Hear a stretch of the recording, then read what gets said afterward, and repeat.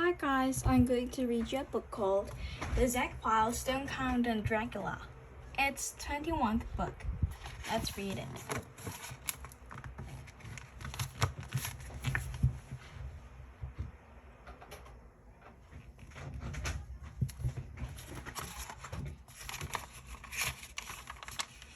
I opened my window so you could get some noise. Chapter 1. Who would you rather meet, a movie star or a vampire? Meeting either one would be so cool, I could never choose. Luckily, I didn't have to. I met both the same night. Before I tell you about that, I should say who I am and stuff. My name is Zach. I'm 10 and a half and I go to the Horace Highway School for Boys in New York City. My parents are divorced and I mostly live with my dad. The things that happen to me are probably a lot weirder than those that happen to you. Unless you've run into Bigfoot at summer camp or started turning into cat or watched your grandma became a teenager. The thing I want to tell you about started at the opening of a new horror movie at a theater in Times Square. It was on a Friday. The movie was Dracula Sucks. It starred this really old European horror movie actor named Mela Lugosi as Count Dracula, the vampire. You might remember him from some of his other movies, like Bats in the Belfry, Don't Count on Dracula, Coffin Medicine, and Thanks for Everything. Spencer and I love horror movies, and I have always been a big fan of Mela Lugosi. One of my favorite parts of a Mela Lugosi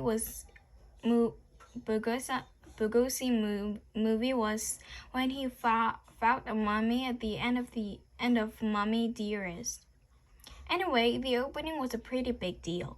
They had searchlights and crowds of people and camera crews from the local TV stations. Mela Lugosi was coming in from Transylvania,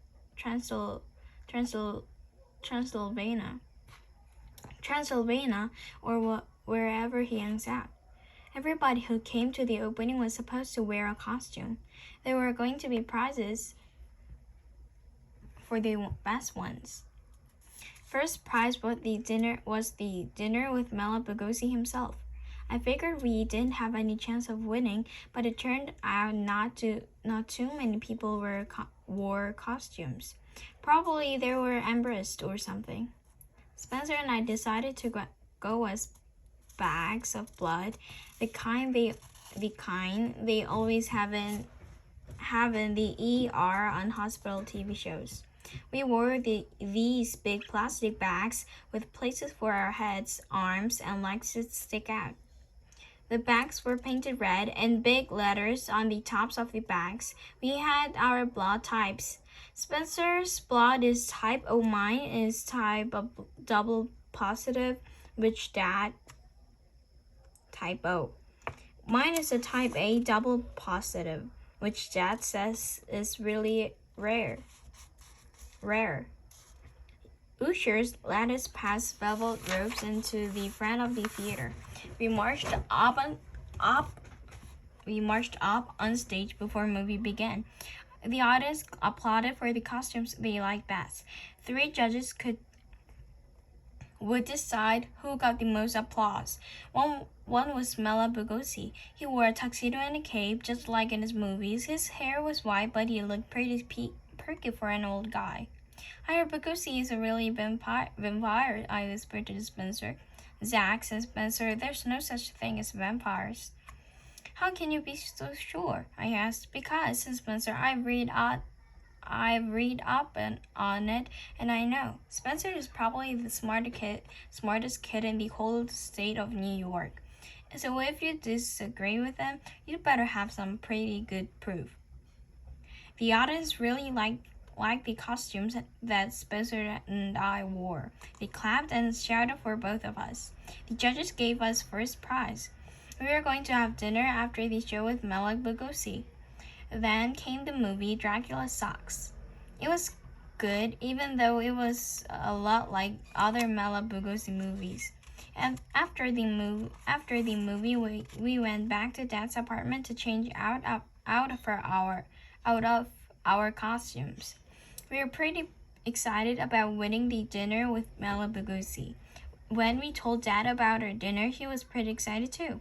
How the heck can you go to dinner with Mela Lugosi tonight? He said. Grandma Leah is coming from Chicago. Well, maybe you could pick up Grandma at the airport, and then you could come back and get us Mela Lugosi's hotel. I said, we'll definitely be finished by then. Dad sighed, which meant he was going to let me go. From somewhere we heard a distant rumble of thunder.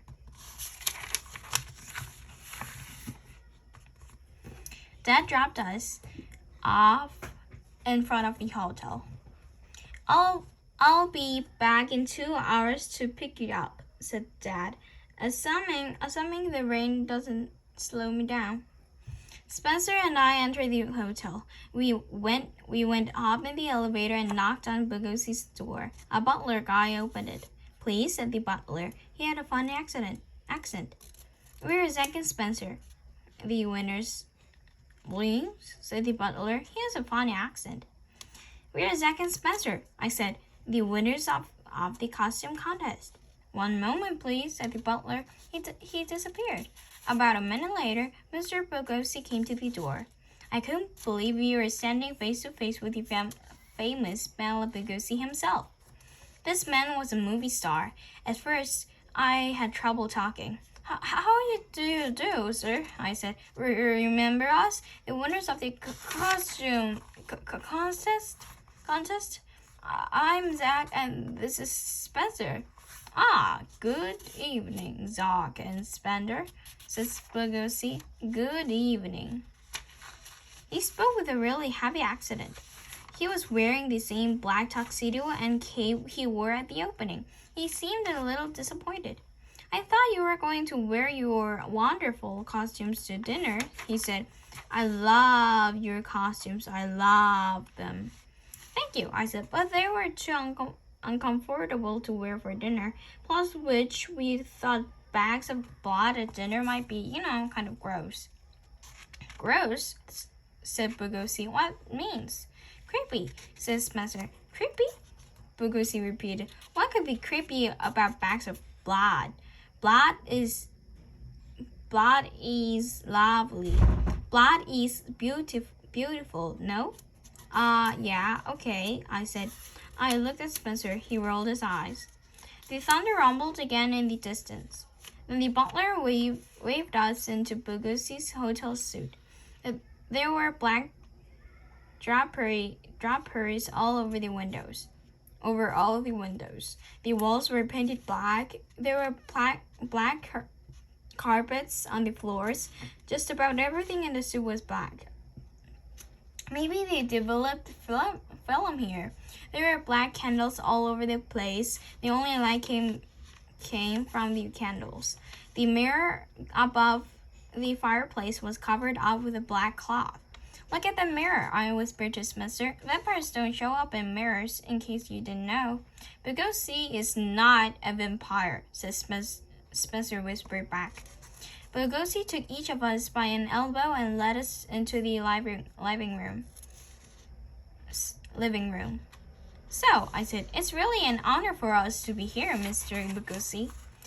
It is Count Lugosi, he corrected me. But that is not important.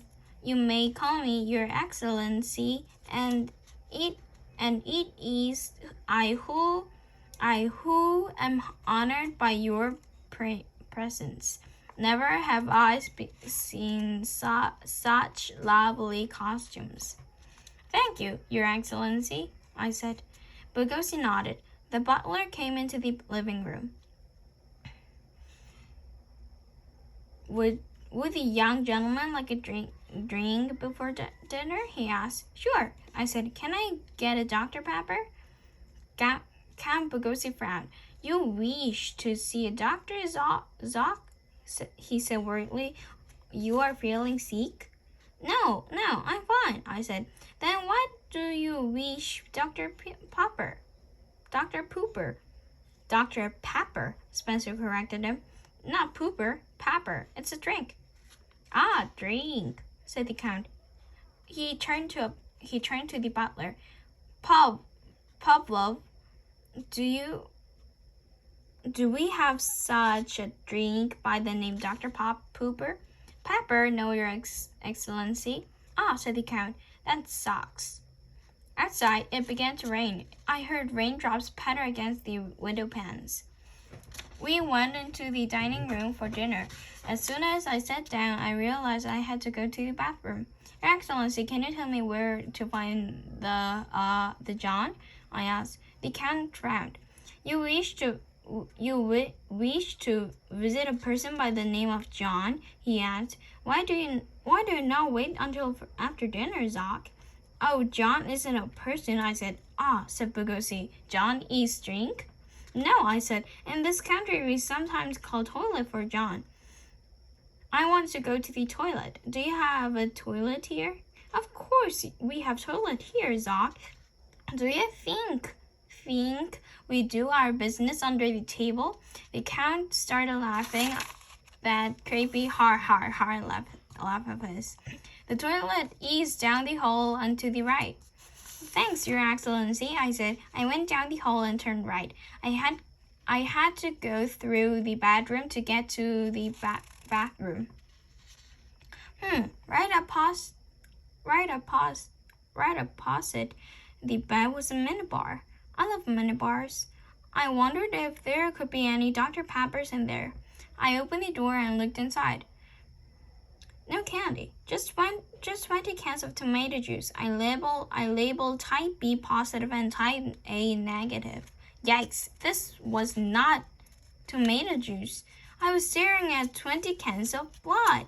Was Count Bugosi a real vampire?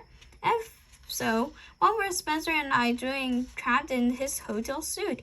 And how could we get out of there before he decided to take a bite out of us? Chapter 2. I had to get a hold of myself. I had to calm down. I went into the bathroom. The toilet was black too. I took a deep breath.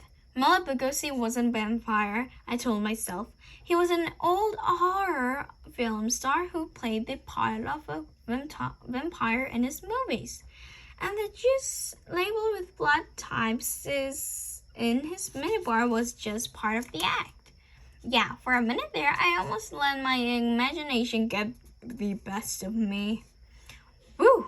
I felt a lot calmer by the time I got back to the dinner table with Spencer. The rain outside was getting fierce. A sudden crash of thunder made me jump. So, Zach, said Count Bugosi. I just corrected, right? Okay? You find your friend John? Yeah, I said. In front of my plate was water and in a delicate old glass goblet. I reached for it, but the glass slipped out of my hand. It shattered into about 1,000,000 pieces.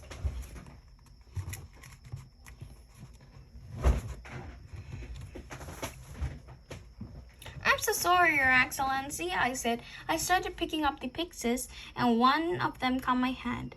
A little drop of blood got on the white tablecloth. Uh-oh, I said. I got my type A double positive on your tablecloth.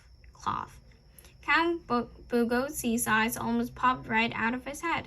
You have type A double positive? He squeaked. He leaned across the table and grabbed my hand. His eyes were kind of wild-looking. Best thing to do with a kite, he said hoarsely, is suck the wind. He raised my hand to his lips. I pulled my hand away. That's okay, Your Excellency, I said. It's just a tiny cut. It's what they say in first aid books, said the Count. Suck the wind. That's only for snake bites, said Spencer. You suck the wind to get out the venom. There isn't any venom here. The Count reached for my hand again. What the heck, he said. I suck it anyway. No thanks, I said, pulling my head away again. I'm okay. No, said the cat. We must suck the wound. Is what doctors recommend. Is what hospitals recommend.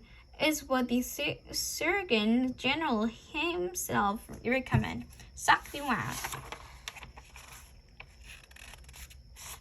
Maybe later, I said. I don't know why I said that. I didn't want anybody, not even somebody famous, sucking on my head. I guess I'm just too polite for my own good. I got up and started toward the bathroom. I'll come with you, said Spencer.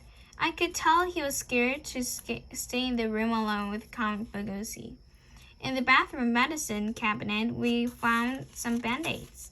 So what do you think, Spencer? I whispered. You still think there's no such thing as a vampire? There has never been any proof of such a thing, said Spencer. Then what about all the sock and wound business? I don't know. Maybe he's just trying to be helpful. You know, saliva is an antiseptic, the same as hydrogen peroxide. Yeah, right, I said. You know what I found in the minibar on my last trip to the John? Blood. Let's get out of here, said Spencer. You think I'm kidding? I said. I led him out of the John into the bedroom. I opened the minibar. Okay, Spencer, what do you see? Tomato juice? asked Spencer hopefully. No, tomato juice is labeled type A negative or type B positive, I said. Look, he said, we shouldn't jump to crazy conclusions. There could be a perfectly logical explanation for this. Then we both saw it. At the foot of the bed was a carved wooden chest 6 feet long. Oh no, I said. Could that be what I think it is? A coffin. I'm sure it's just a wooden chest to hold blankets, said Spencer. I dare you to open it, I said.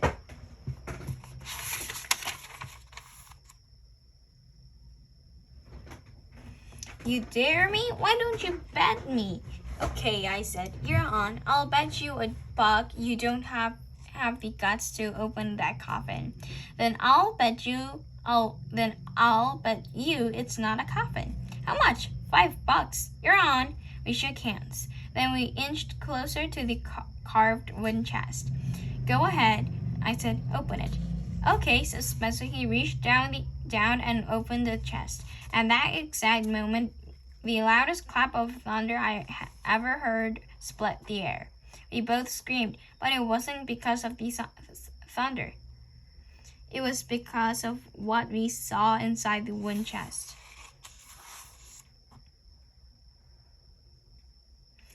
Chapter 3. The carved wooden chest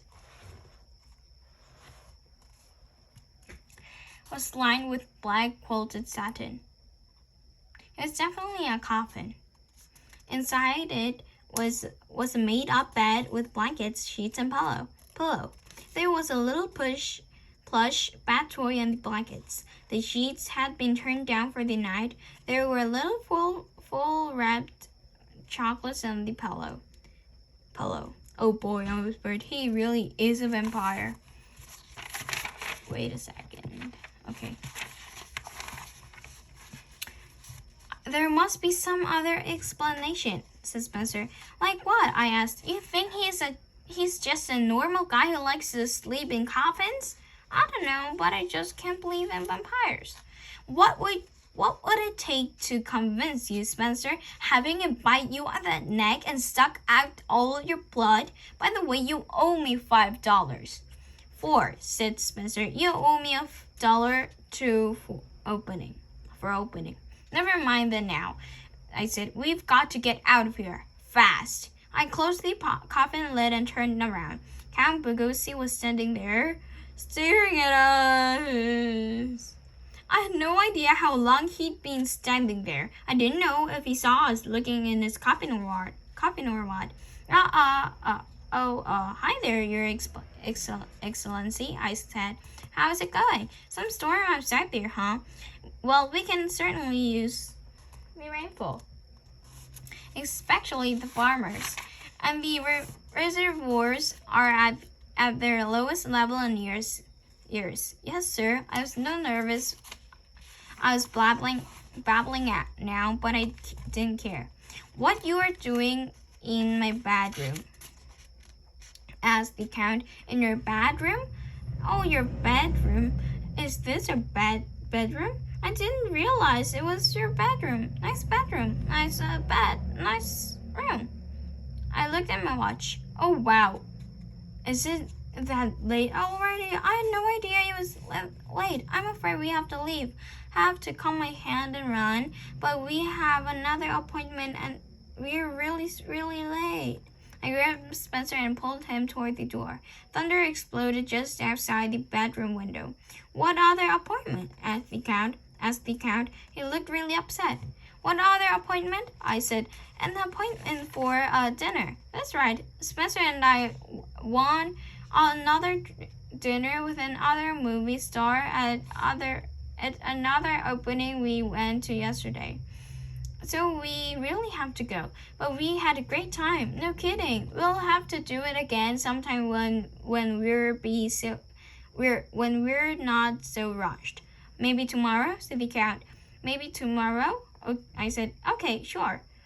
I would have agreed to anything at that point just to get us out of there. Ahead of us was a door. I yanked it open and pulled Spencer after me. He hadn't gotten out of the Count's hotel suit. We'd walked into a linen closet. We backed out. Just wanted to be sure you've got enough towels before we left. You're fine, I said. I found the right door and practically pulled Spencer's arm off, getting him out of there. So, that's the end of the chapter 3. If you want to know more, please read this.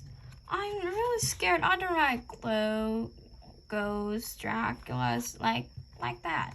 So, bye. Thank you for watching this video. Please subscribe my YouTube. Bye. See you in the next video.